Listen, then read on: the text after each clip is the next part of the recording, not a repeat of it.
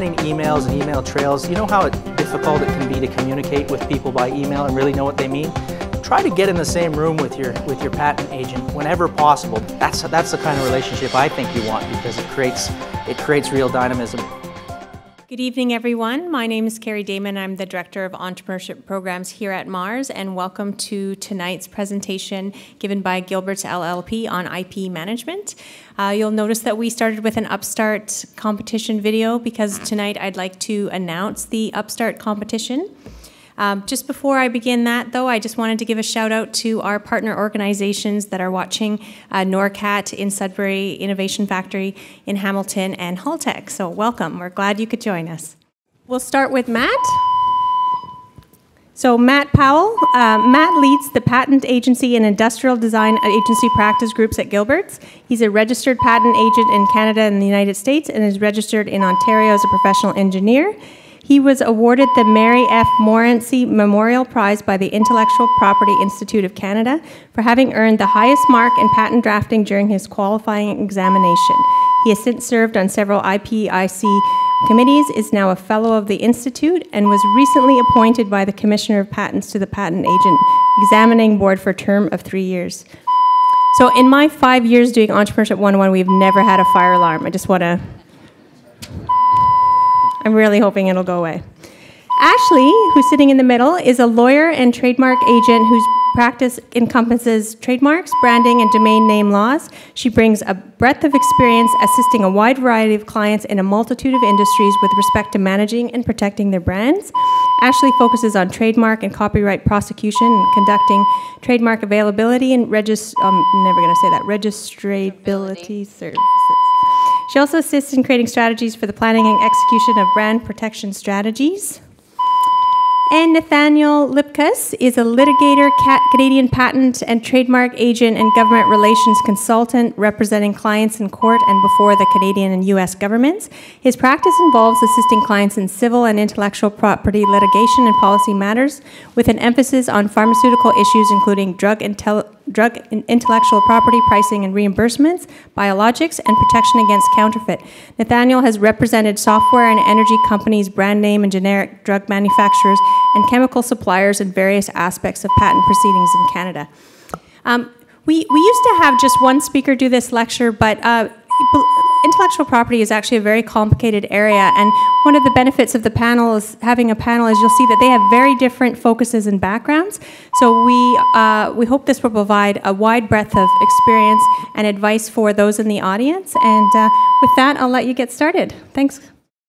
Okay, so we're here from Gilbert's. We're really excited to be back participating in E101. So Matt, Ashlee, and I are going to do 4 things tonight. We're going to introduce IP and just say what it is. Matt is going to do a little bit on patents and give you the thumbnail sketch there. Ashlee is going to do the same for trademarks, and then I'm going to be back telling you about general management of intellectual property. Let me just get the slides going. Okay, so number 1, what is intellectual property? That's the most basic question. It actually is not an intuitive concept. If you're an engineer, you might think it's some solution to a problem you came up with in a technical context. If you're an artist, you might think it's the embodiment of your creativity in a song or in a book. If you're a business person, you might think it's a business idea you dreamed up. It's all of those things. You'd all be right. All of those are examples of intellectual property. IP is about protecting the new things that we all dream up that nobody's ever come up with before. On the slide that's behind me, you can see there's a man. He's walking around with a mathematical equation in a thought bubble. Someone else comes around the corner and steals it. And so he's stolen the IP, and that's the joke of the slide. And what this cartoon is meant to get at is the difference between intellectual property and other kinds of property. For other kinds of property, say a pair of shoes, only one person can wear a pair of shoes. You don't need special rules about shoes. If you take the shoes, you've stolen the shoes. There's only one pair. With intellectual property, it's information. So the difference is that it's easy to steal IP. Lots of people can use the information at once. So we have special rules protecting intellectual property as distinct from physical property. The next slide is the entrepreneur's conundrum. So by a show of hands, how many people in the audience have a business or are thinking about starting a business around some new idea? Most of you, I would say. And how many of you have thought about seeking protection for some form of intellectual property? Good number. How many of you decided it can wait until you have a little bit more money? Most of the people who just put up their hands. So this is the entrepreneur's conundrum. The rule number one, if you're an entrepreneur, is to use your cash wisely. Bootstrap, which is a term that Matt taught me. And if I had a business, say a software business, and I had a choice, I could pay engineers to code for me, I could pay a business development person to drive sales, or I could pay an IP lawyer to protect my IP, I know which one I'd have the hardest time paying because I want my product made and on the market as soon as possible. Problem is, the IP system rewards people for acting quickly. And that's what big companies understand. If you wait to file for IP, someone else might scoop you, a partner, a competitor, anybody else. And you snooze, you lose. And so that's the conundrum right there, is do you act fast or do you save your money? Do you always need IP? Not necessarily. But I would contend, and I think Matt and Ashlee would agree, that you at least have to turn your mind to it and say, do I need IP or not? And not just bury your head in the sand and hope to deal with it later. Oftentimes the answer will be no.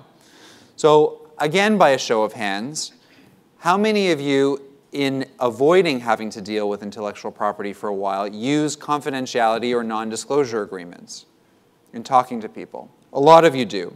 They're very good, and if they're drafted well, they're especially good.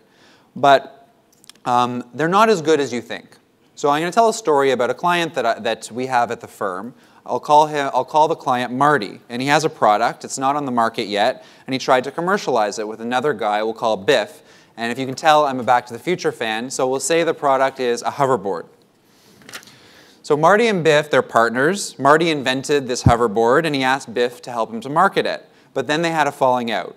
And Marty had never filed for a patent. He had an ironclad non-disclosure agreement with Biff. But Biff went and sold his own hoverboard anyways. He figured, who cares about the NDA? So you have this NDA, and then you have your partner. He just goes and he competes with you.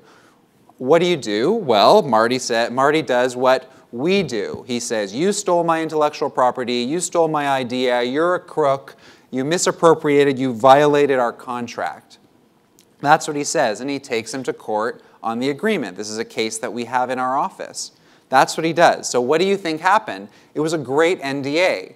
Well, Biff comes back and says, you didn't tell me exactly what was confidential. Remember when I made those suggestions to you that you should do this or that? That's my intellectual property. You can't tell me you invented the hoverboard. It was in that movie. It was there. You just did something else and you contributed something else. I didn't steal it.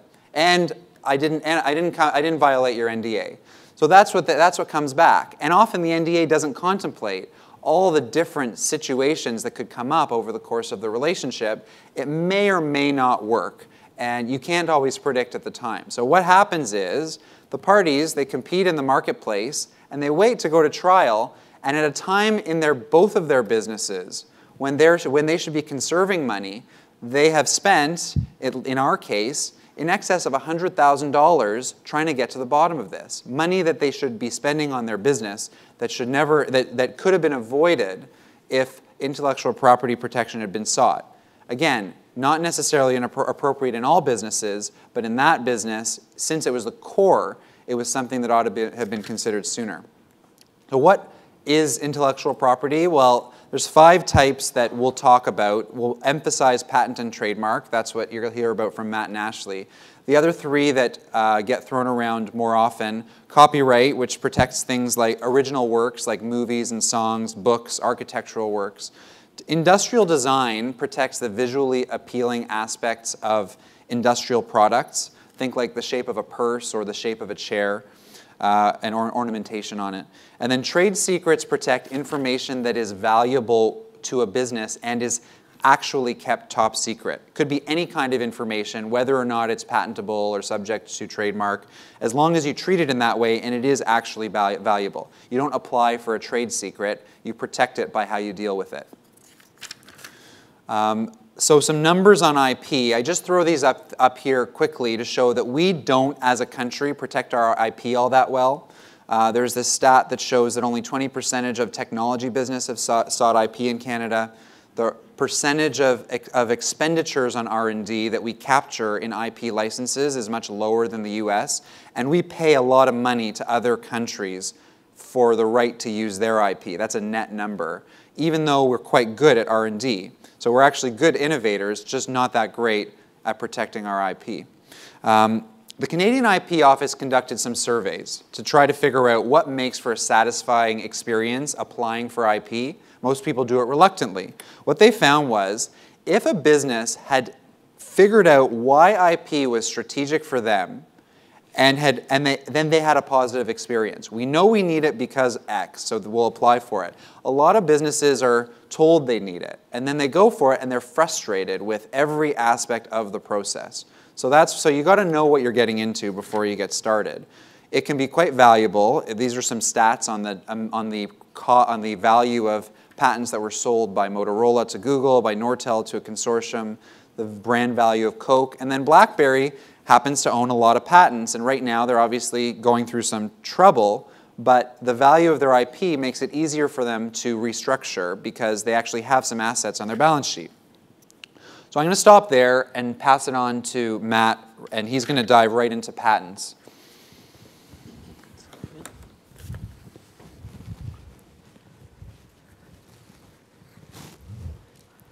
Thank you very much. It's very nice for me to come back again. I kind of feel a bit at home with folks that are entrepreneurs. I came from that background myself. I'm an electrical engineer. With Gilbert's, I'm a patent agent. I head up the patent practice group there.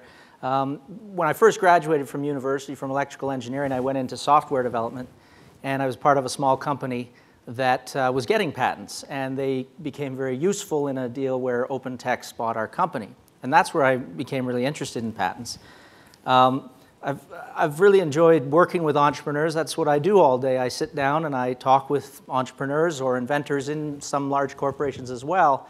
And we sit down and we sort out what they've come up with in terms of the invention or whether there is an invention. We play with language a lot, and we talk about the concepts that are inherent in what the products they are trying to put out or the services they're trying to produce, or sometimes it's an app and we have to look under the hood a bit. So, but what's a patent for? The way I look at it now is a patent provides you with the ability to defend your uniqueness in producing sort of a new service or a product that comes about because of an invention. If you think about what you're doing and creating something new, a patent allows you to defend that uniqueness, because if it's interesting to the marketplace and if it's interesting to your competitors, you will soon be copied. And a patent is one really great tool that allows you to say, hey, you can't copy me in respect of this particular feature or this particular process that I'm taking care of. And that allows you to remain unique in the eyes of your customers. It could be B2B, it could be direct consumer customers, and they will associate your uniqueness with your brand. And Ashlee's going to talk about how the branding works. So I used to say that a patent gives you the ability to control how advantages reach the marketplace, these kinds of things, but it created some mental gymnastics. It required some mental gymnastics, kind of think through what I meant there. There's different ways to view it, but what I like to do is you're defending your uniqueness. A patent is a temporary thing, but it lasts for 20 years. So I would think in the timeline of a given entrepreneur, probably here, 20 years is way far away. And so you don't have to worry too much in terms of patents, how long they last, because in terms of an entrepreneur's business, right now is really on your mind and you're keen on it. So what is an invention? This is taken from the actual patent statute. This is the law that in Canada, the law in Canada in the Canadian Patent Act that defines what an invention is. And again, you can read that, but an invention is a machine or a manufacture or a composition of matter, a process that is new, and it's not obvious, and it's useful. And so what I mean by non-obvious is really what the flip side of inventive is. That's where the real concept of invention versus just something that's new. If you think about, oh, well, I've come up with a table and a really great color of paint for the table, that's new. Never seen a table like that. But that may not be inventive. And so that's the kind of difference you're talking about when you're talking about novelty versus invention. I have some examples here, and some of them are from the IT space. These are things that are protectable but not necessarily patentable. And you'll see on the left side, computer process for if you're taking a picture with your camera and it automatically de-blurs that image. That could be an image processing algorithm that is itself patentable.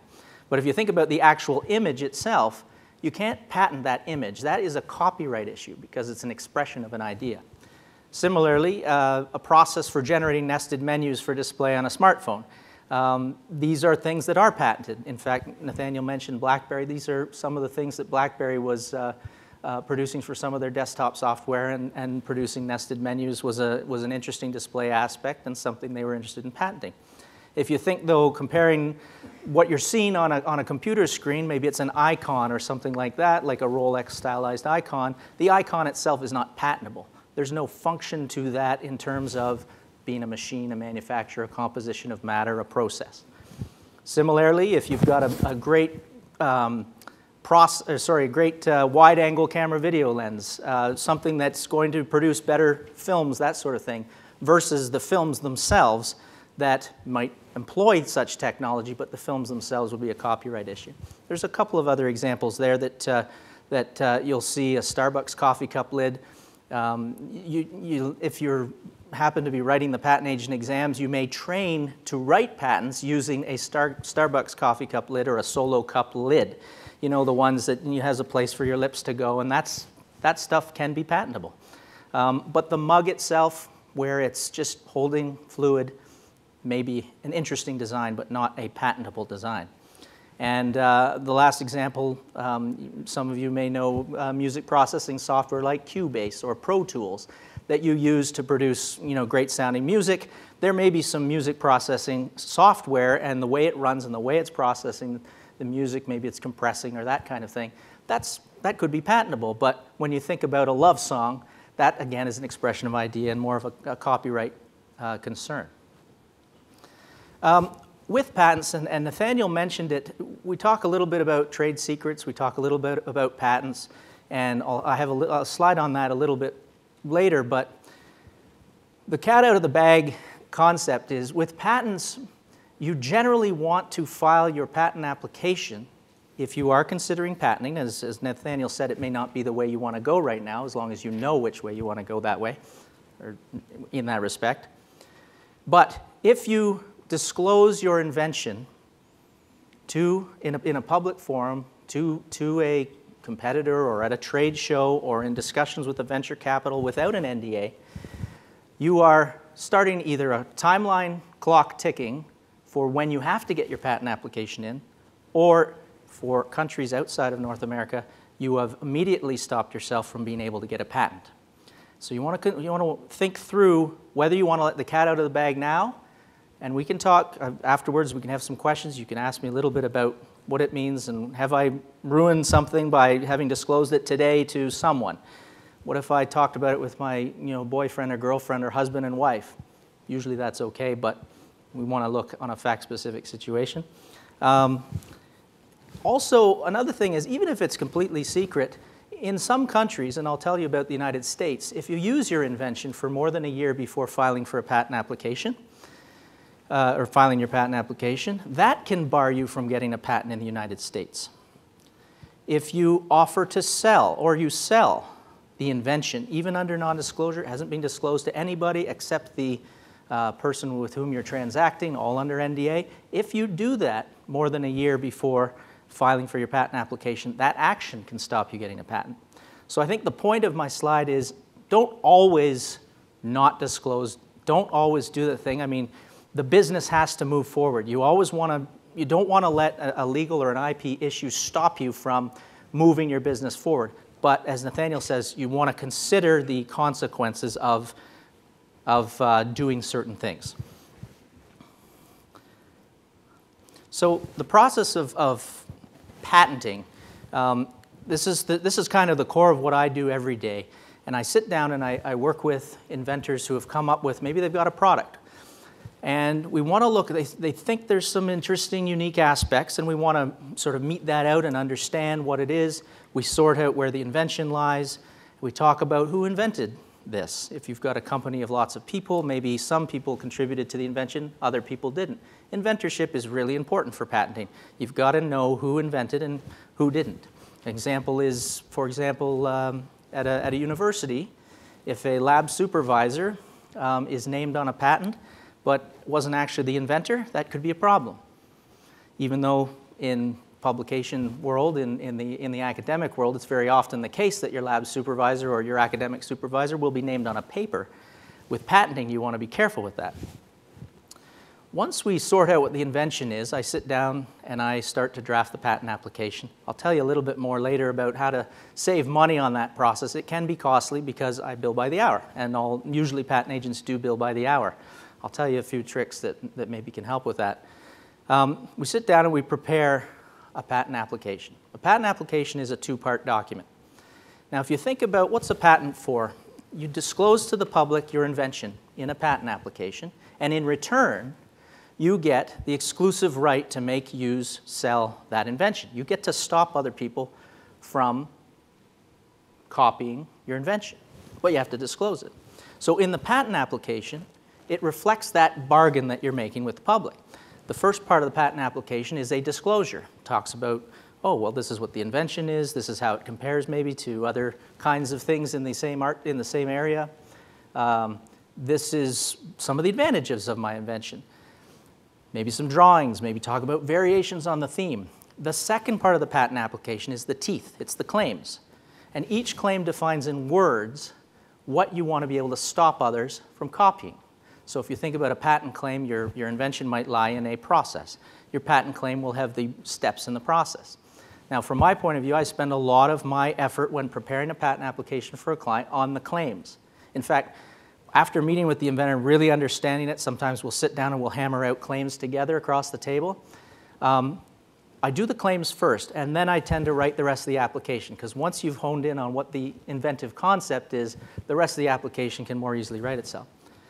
Once that's ready, you can file that patent application at a patent office, and you can file in Canada, United States, Europe, Japan, China, all over the world. And there are different techniques for filing in one place. It secures you options to go forward with filings at a later date. There's all sorts of neat techniques you can use to defer costs without losing your rights. It can be very useful, and if anybody has any question about how to do that, you may have heard of the PCT, or an international patent application if you've been reading up on this. That's an example of one of these tools that you can use. But once your application is filed, sometimes you have to wait for 2 to 3 years. This is important to an entrepreneur, because an entrepreneur doesn't know sometimes what the business is going to look like in 2 to 3 years. So it comes down to, what decision making am I going to make if I don't even receive feedback from the patent office for 2 to 3 years? Incidentally, the reason that is the patent office has examiners that are going to look at your patent application, and they're busy. They are backlogged for 2 to 3 years with other people's patent applications. So it's something to consider. Now, often, if you file your application today, that's your stake in the ground, but you won't get the feedback from the patent office as to whether they're going to grant you a patent until later. It's something to consider. But once they do pick that patent application up and do look at it and examine it, compare it for, I talked about novelty, talked about non-obviousness, utility meaning does it work the way you said it's going to work, and some sort of technicalities, did you get your spelling right, did you, that kind of thing. They'll send a letter back. You may have some back and forth negotiations. You can't add new technical information, but you can tweak what your language says in order to satisfy the patent law in the particular jurisdiction. Once you've worked that out with the examiner, they will grant your patent. Now you can use the patent, and in particular the patent claims. You can use those teeth to stop others from copying what you are doing. Nathaniel talked a little bit about the balance between trade secrets and patents. Sometimes you'll have an invention, and I said that when you file for a patent, you have to disclose the invention. Well, sometimes you're a little reticent about disclosing. Maybe it's a very complex process that no one would otherwise see because it's happening behind closed doors. It'd be extremely difficult to reproduce because it is so counterintuitive that you may consider, in terms of an invention, keeping it secret and carefully keeping it secret. You're talking about employee agreements. You're talking about reminding your employees, if it should come to that, that this is a trade secret, and should they disclose this invention, there will be trouble. These kinds of things.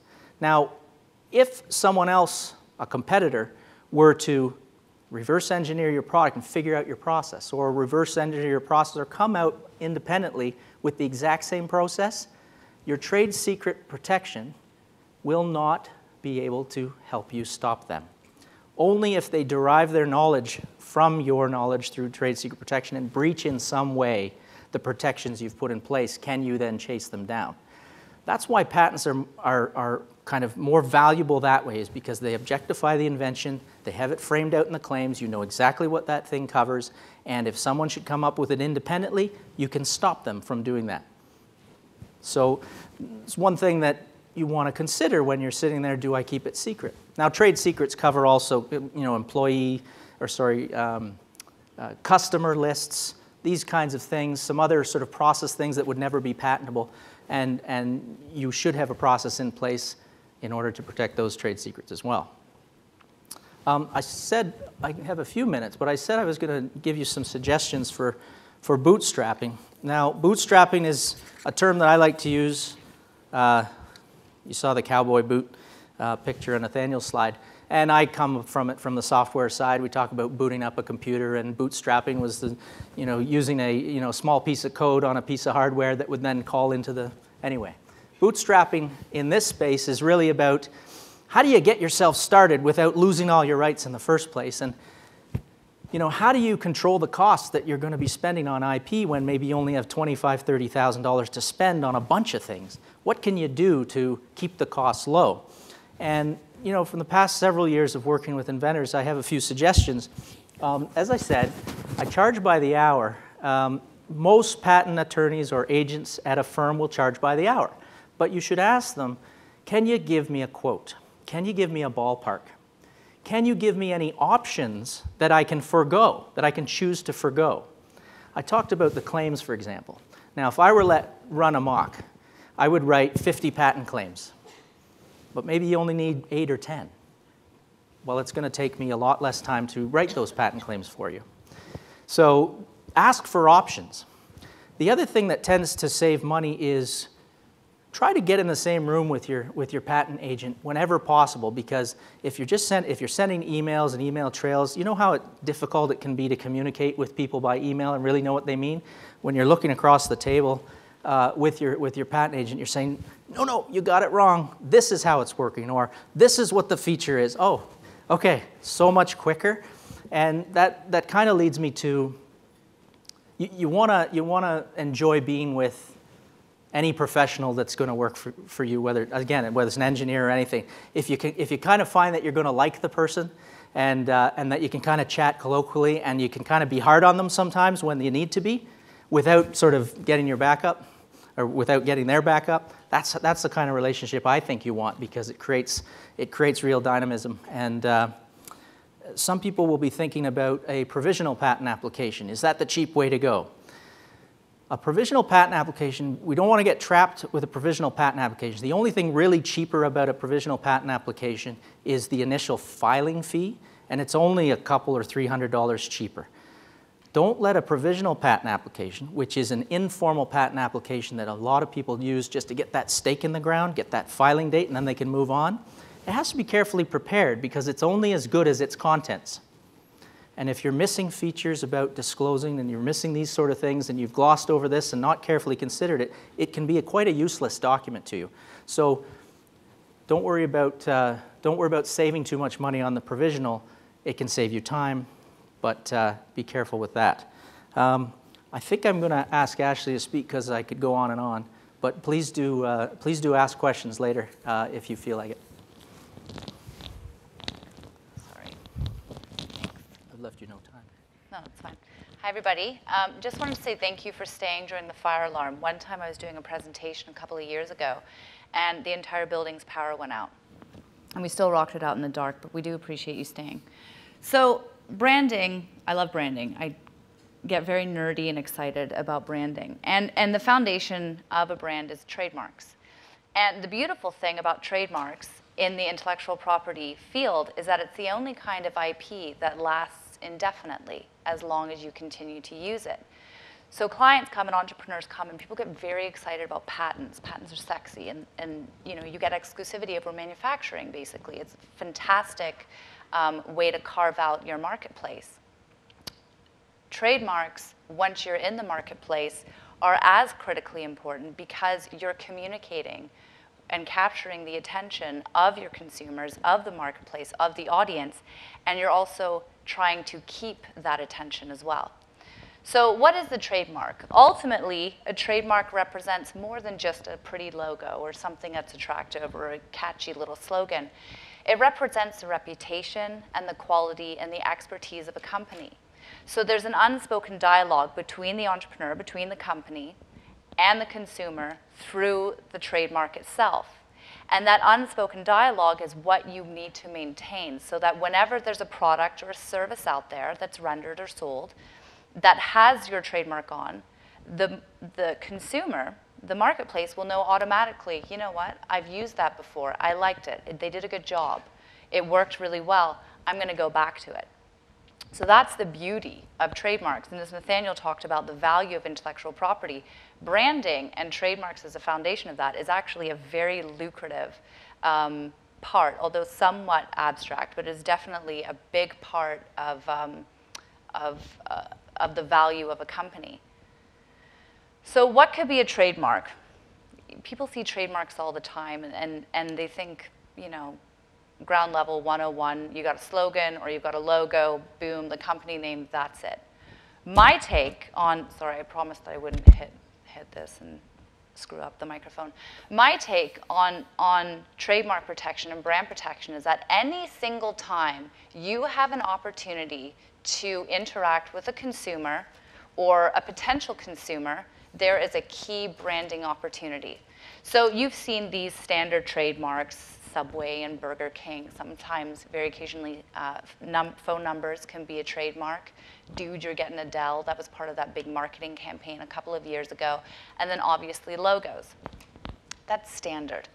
What interests me and really gets my mojo going is going into the non-traditional trademark protection. And that's when you can really carve out your own little niche within the marketplace. So examples are three-dimensional tags that might be fixed onto a product, colors, for example. Let's say that you have,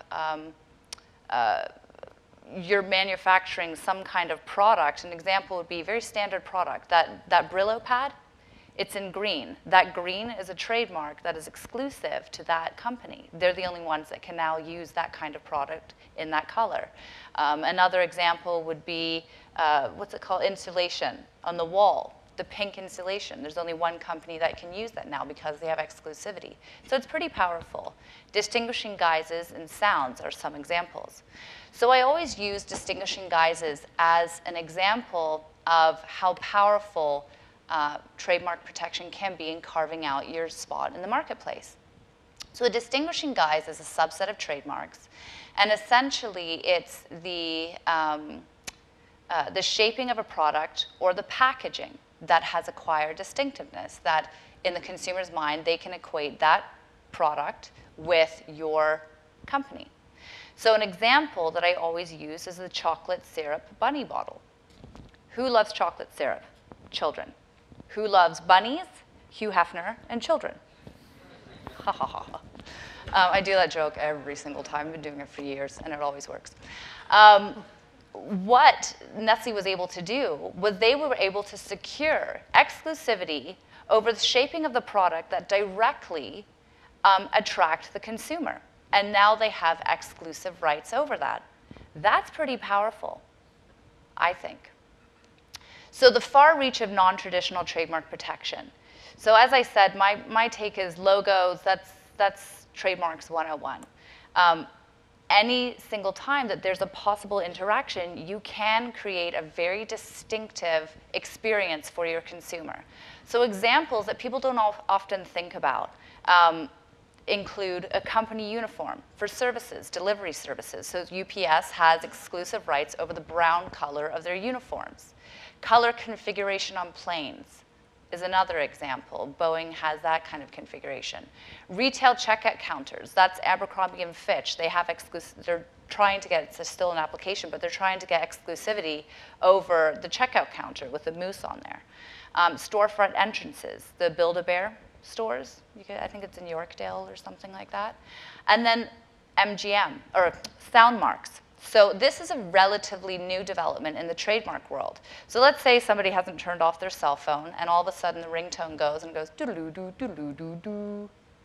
Who is it? Not who's calling, who's the company that manufactured the phone? Please, someone answer. Nokia. Thank you. Who was that? Good job. So that would be Nokia. Or you're at the movies, and the lights go down, and you're eating your popcorn, and all of a sudden a lion's roar goes out, roar, however it goes. Who produced that movie? MGM. So MGM fought for about 15, 20 years or so to say, you know what, Canada, your approach that a trademark is only visual is kind of out of whack. And we think that there's other ways that you can, in fact, have an association. So they fought very hard, and last year, sounds can now be a trademark. And we're finding in the last year or so, a lot of companies are now rushing to get sound as a trademark, which means that they have exclusivity.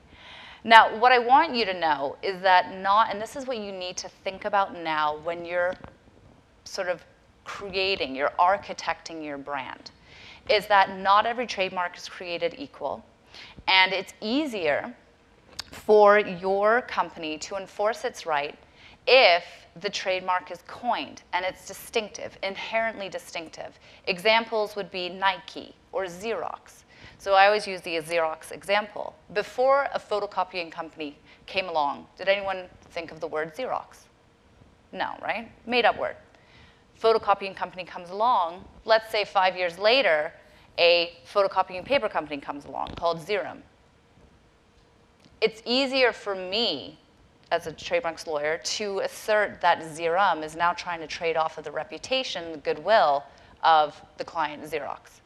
So the more distinctive, coined, unique the term, the more likely it is that you'll be able to get trademark protection and that you'll be able to force those rights. Suggestive trademarks have a hard time getting protection. If the more suggestive the trademark, it means the more likely that your competitors are using something similar to you. So what's the point of putting all this work in to then just become one of the pack? From a business standpoint, from a branding standpoint, it doesn't really make sense. So remember that not every trademark is created equal. And from the enforcement protection side, I would like you to be on the coined side. So how to best protect your brand? I want to be straight up with you. You don't have to get a trademark registration at all. You can rely on common law rights, and part of this whole bootstrapping bonanza of Matt's is that in the beginning, you can rely on common law trademark rights, which means that if you're out there in the marketplace and you're using your trademark, you start to have some rights to it. It's not the best platform, but it at least gives you something. I liken it when I talk with clients when they're trying to understand why should they get a trademark registration, why shouldn't they. I liken it to when you start a business, you can start as a sole proprietor, your prerogative, or you can incorporate. The savvy business person incorporates. It makes the most sense. It's kind of similar with trademark protection. So obtaining a trademark registration gives you Canada-wide rights, gives you exclusivity across Canada. It gives you a better platform from which to enforce your rights, because now if you get a registration certificate, the onus is on the evildoer, or BIF in this circumstance, to come and invalidate your registration certificate. So it's prima facie evidence that you actually have these rights to it. Much better platform to go on to. And it can also help you out in other avenues of branding, social media, domain name disputes, et cetera, et cetera.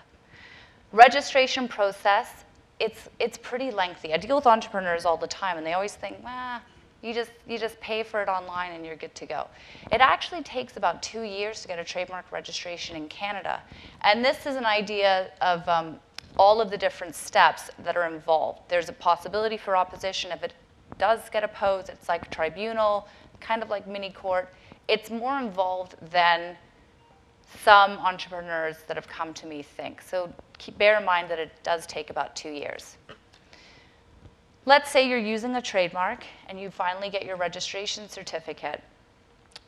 Yes, trademarks is the only kind of IP that lasts indefinitely, but you have to really do a lot of work to maintain your rights to it. So it's got to be distinctive. You need to use it properly. You can't allow it to be genericized. Genericized means that if you have a very unique product and the trademark is synonymous, becomes synonymous with the product, that's a big problem for you. Licensing the trademark, you've got to be vigilant of that. You have to police the use of the trademark. Nobody's going to be your brand watchdog. You have the rights, you have to be responsible for enforcing it.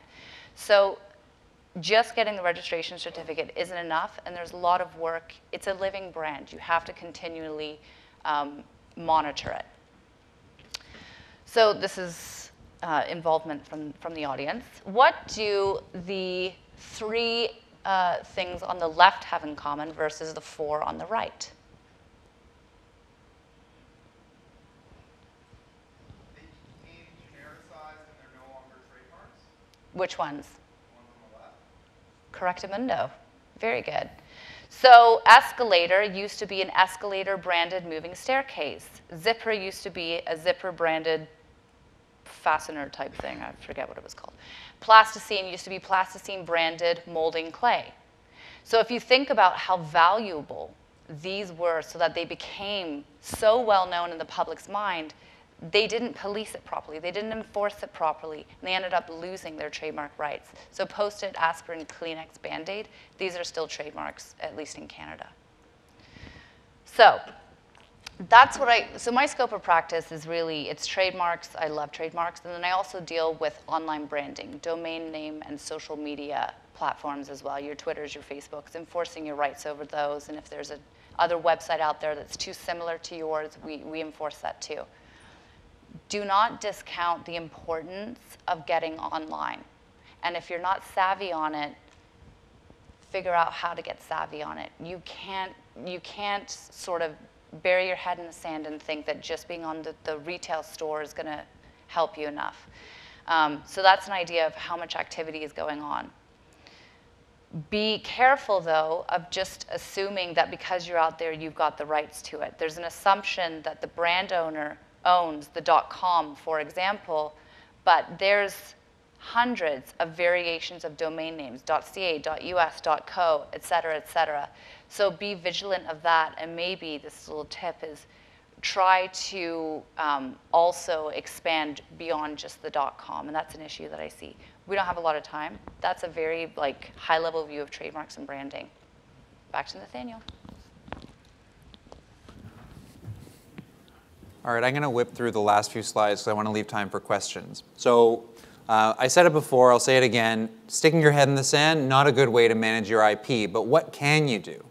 So this slide called Good Housekeeping is just meant to help you figure out what IP you have or could get as you go along. We say just know your IP. Use disclosure forms. If someone thinks they've invented something, they should write it down, and they should keep notebooks, and they should write it down. Company can use spreadsheets to track their brands, their inventions, any applications they have or are thinking of filing. And if you're looking for a clue as to what is the kind of thing to include in a list of intellectual property, look at your business plan. What in your business plan have you tried to characterize as the point of uniqueness of your business? If it's some feature of your product or the way you're presenting yourself or a design feature or any combination of those things that you've decided is valuable and differentiates you, it's a candidate for intellectual property that you want to protect in some way, whether formally or not. Number 2 is make sure you own these things that you say are so valuable, that you think are so valuable. It could be that an employee was the one that came up with it, and you've never signed a contract with them saying that the company owns it. Or if you're an employee, you may be doing a lot of work, and you say, I'm not getting recognized for my contributions. I'm the true value of this company. The employee owns their invention by right unless they've signed it over or there's some situational factor that would suggest that it should be owned by the company. And so companies tie these things up right away up front. And that's with employees and with any parties that you're dealing with. And then don't just do it once. You got to stay on it. You got to do it every few months. I got to say a lot of businesses don't do this, but it shouldn't take a lot of time because it should come right from your business plan. If you have a business plan, then it should tell you the answer just by looking at it. Number two is, this is sort of flipping things in your head. Forget about looking for IP. What about if other people have IP and it could stop you? Most people say, uh-oh, there's a patent, there's a trademark, I better stop. Or I hope they don't find me. Or what am I going to do? How can I work around? You don't always need to work around. Some things are true barriers. If I wanted to put an erectile dysfunction drug on the market, I probably am not going to succeed in calling it Viagra. I should come up with a different name. But there are some things that are just hurdles. It could be that there's a patent that could block you from doing what you want to do, but the company that owns it is interested in licensing it. They're not looking to make the product. They're looking to find people that will make the product for them. And this is it says here on the slide, act early. Why do you act early? Because if you are about to launch, then they have you where they want you, and they can extract all kinds of value from you. But if you're just in the early stages and just trying to dot your I's and cross your T's, and you still could do a workaround, then you can negotiate a pretty good license for that intellectual property, and then they become a partner of yours. That's why it's important to think, is this something that's going to stop me, or is this something that I can work with? And you want to avoid the barriers and overcome the hurdles so you can get to market. Just one parting point. I had two case studies, but I don't want to spend too much time. You see a lot in the news about Apple and Samsung and their patent fights. And a lot of people say, oh my, Samsung might get kept out of the market, or Apple might be able to might get kept out of Japan based on all these patents. If anyone here thinks there's even a 1% chance that you're going to have to give back your Samsung Galaxy because somebody won a patent lawsuit, it's not going to happen. What's really happening here is Apple and Samsung own a ton of patents. They extract enormous profit margin off of each other's products. These patent cases, at least from the conversations that I've had and based on history in other industries, they have the case so that they can figure out which patents are valuable and how much they should be paying each other. Now, for most companies, spending hundreds of millions of dollars to figure that out is probably not a good use of money. But when you're in the tens and even hundreds of billions of dollars, it's actually a nice way of just negotiating a license. And that's what they're doing when they have all these cases. The last case I have is AIDS in developing countries.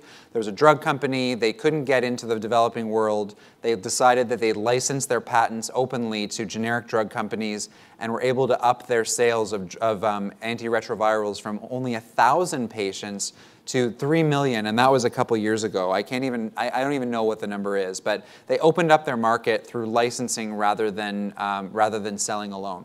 So a creative example of the use of IP. So I'll stop there, and hopefully we have some questions from you. I haven't left that much time, but I know the three of us are happy to stay here and are excited for any of you who are part of the Upstart competition to hopefully work with some people who are in the room. So I'll sit down, and then you guys can have the floor. Thank you.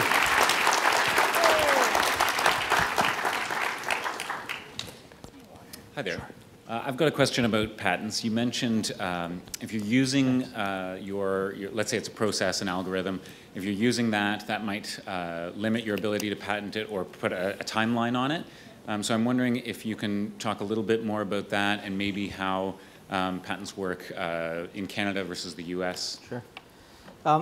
Patents in Canada and the US are very similar, and even more similar recently. It used to be that the first inventor to invent something, if two people were competing for a patent, in the United States, the first inventor could have the patent even if the other person filed first. Now it's first to file. So what that means is whoever gets their invention to the patent office first will get the patent versus someone who may have come later. In terms of, you were talking about use of the invention.